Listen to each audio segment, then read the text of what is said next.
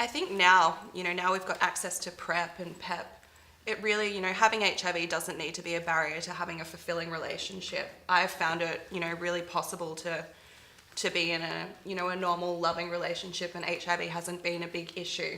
It's something that you deal with, you have to disclose, but I think once you could come to terms with it and your partner has, it really isn't a barrier to having a really fulfilling relationship.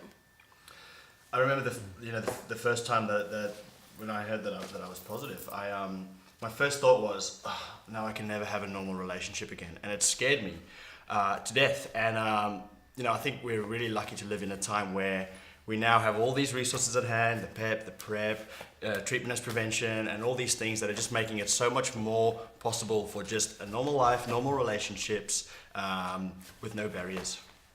I think one of the things that we have to deal with as positive people, though, is disclosing to someone you want to have a relationship with.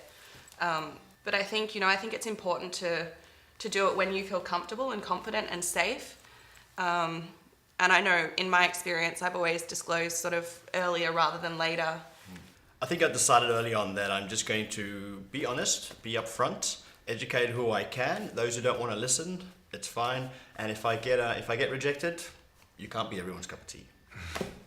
I think feeling connected and having a good network of friends and feeling like you're part of a community is really important as well, because living with HIV can be quite isolating. There is still a lot of stigma around the virus, and I think it's important to have that support from friends and family and, the broader community, as well as maybe a romantic partner.